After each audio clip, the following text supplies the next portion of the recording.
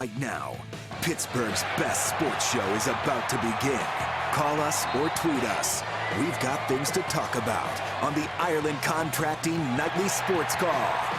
All right, Paul, thanks very much. Good evening, everyone, and welcome to a Sunday night edition of the Ireland Contracting Nightly Sports Call right here, as always, on the Bordas & Bordas hotline. 412-575-2600 puts you in touch with us. You can also tweet us at KD Pomp, at The Pony Show. Andrew Filipponi is here from 93.7 The Fan. We have a lot to get into.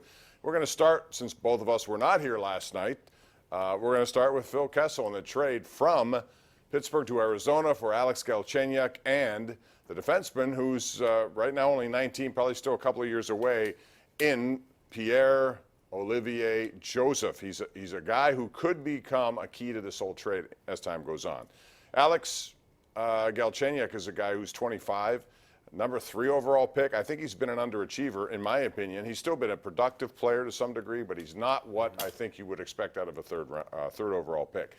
So, Andrew Filipponi from The Fan is here, part of the PM show, every day from 2 to 6 on 93.7 The Fan. And, Andrew, I want to talk to you about this deal. Who won?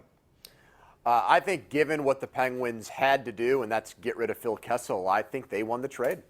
After you deal a guy to Minnesota and he vetoes it, I think you can't just mend fences and bring him back and expect that the season is going to yield better results. So, Bob, you laid it out with Galchenyuk, right? I mean, to be 25 years old and already have a 30-goal season on your resume tells me that you can put the puck in the net.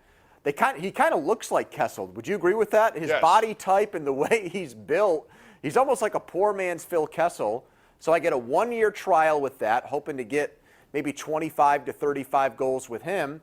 And then I've got a young, speedy defenseman now in the pipeline. And when you look at the Penguins minor league system, Bob, I didn't see any big-time defenseman prospects. There was no Derek Pouliot or Chris Letang back in the day, somebody that Olli Maatta, someone who you felt was knocking on the door to come up here and contribute. So given the fact that they were backed into a corner with Kessel, to get a proven goal scorer, a young prospect, and save money against the cap, I think that's a pretty good deal. Yeah, Galchenyuk, 19 goals each of the past 2 seasons, but he's been a minus 50 during that time, and he's not exactly a defensive stalwart. Neither was Kessel. I understand. What I will tell you is that, Andrew, he is in the final year of a contract, and if you're Jim Rutherford, that's something you're banking on. He, in order to get the next contract, has to play well this year. Right. I'm sure he's excited about the opportunity to come here and to play with this team. I think it gives him a more legitimate chance of getting to where he wants. So then you like the trade too? I do, because I think they were backed into a corner. Right. And they only had so many places to go. It was kind of like Antonio Brown in Oakland.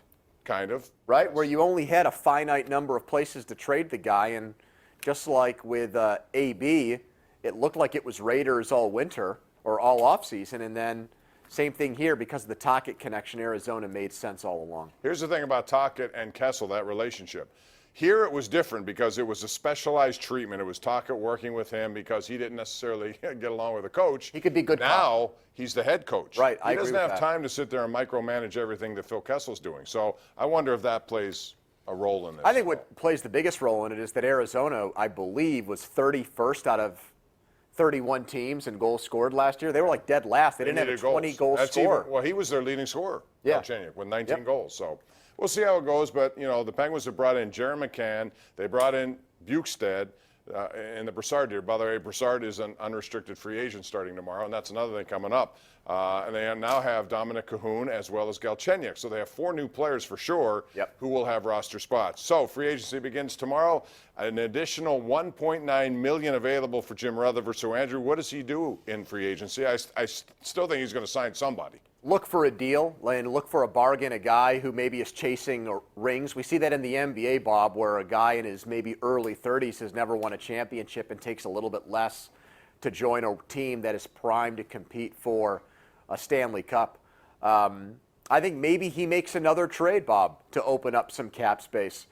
There are a couple of guys I think fit this team. Now, they take a little bit of extra money, but 2 names I would keep an eye on tomorrow are Matt Zuccarello and Anton Stralman, 2 guys who I think are late 20s, early 30s players who kind of have a championship pedigree that I like. Yeah, Zuccarello's 28, I believe, but the Rangers like him, and I wouldn't be surprised He signed if he goes back to him. Yeah. Yeah, I think the Devils are a team to watch. They have a lot of cap space. They already brought in PK Subban to give up some of that, but they need some more players as well, and Ray Shero is making that team competitive. When we come back, we'll also talk about the Pirates, who lost 2 out of 3 to the Brewers. They have a big opportunity at home where they have one of the worst home records of any team this year. They needs to start changing this week especially. We'll get into that in your calls. It's 412-575-2600. Give us a call right here on the Ireland Contracting Nightly Sports Call. The Ireland Contracting Nightly Sports Call is brought to you by Ireland Contracting, putting new roofs on Pittsburgh homes for over 25 years. Call Ireland Contracting at 1-800-NEW-ROOF.